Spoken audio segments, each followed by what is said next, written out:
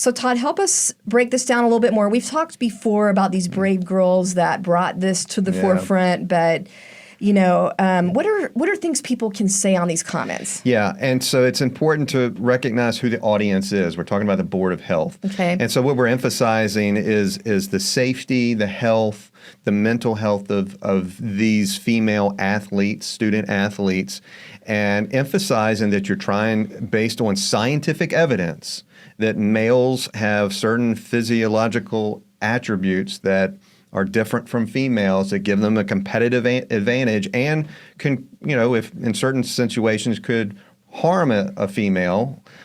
We want to make sure we kind of present those arguments to the board, because that's what they're going to be looking at, is how can they protect the bodily privacy and safety of these females.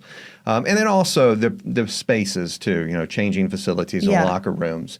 And so we've presented some important studies that outline testosterone differences and just muscle mass, all of that. That is great if you have studies like that. Examples of situations where maybe you're a female athlete and you got harmed, in the past. Presenting those types of arguments and evidence can help the board decide whether or not to move forward with this rulemaking process. Even if you haven't been harmed, you can still talk about, as a female athlete, your right to have a fair competitive opportunity. Yeah. I liked what one of the girls that actually filed this petition said. She said, girls deserve the same opportunity to compete as boys, and they shouldn't have to jeopardize their physical and mental health to do that. Mm-hmm. And, you've said, Todd, female sports were created for a reason. Biological differences matter. Yeah, so that is right. Yeah, and again, it comes back to fairness and safety. Yes. Regardless, and all it takes is one, and we've seen this in other states, all it takes is one biological male, a volleyball player, that spikes the ball way too hard, and all of a sudden a young girl is in the emergency room. Permanent damage. And so we want to defend and protect every single female and create fairness across the board.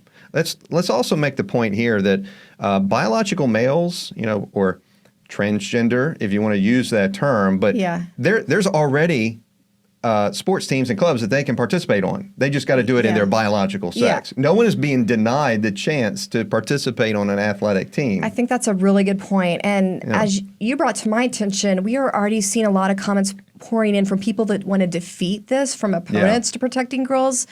And so your voice is really key. I cannot emphasize that enough.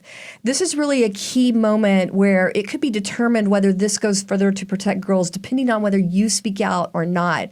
So please share this website. Go to familyfoundation.org, hit that Save Girls Sports banner. Go to that action center. It gives you 3 easy steps, and you will also have access to tips on what to say from different perspectives. So we've got tips on there for students, parents, and just concerned citizens. Everyone can speak on this. So go there right now, act now, and make your comment. Please share this with your friends, family, people in your school district, your church. It needs to get out. Todd, what is the next step? So after they collect public comments, then what happens? Yeah, then there'll be a hearing, and so that they will weigh all the comments, the evidence. There'll be a discussion. There'll probably be public comment at this hearing, which we would let everybody know about. And then if they vote to approve that petition for rulemaking, then they have to go through the actual regulatory process. And that there are steps that are involved. You got to give it a little bit of time. The administrative process takes a little bit of time, but this is a critical step, because if we can at least get it into that process, the actual rulemaking process, then we're doing some good things here, and we're doing what we can to protect females.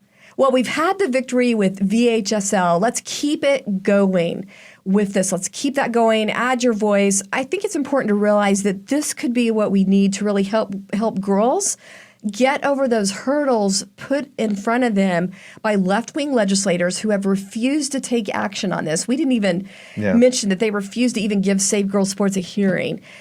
So it helps get past that hurdle of our legislative, obstacles, and then these left-wing school officials. Let's help our girls jump over that with this regulation that would make protection permanent. Yeah. So, yeah. And I would just say that every poll that comes out on this issue, 80 to 90% of the people are opposed to biological males competing in female sports. You're on the right side, and this is these are bipartisan polls. Yeah. So don't be afraid. You can speak out because you have public opinion on your side.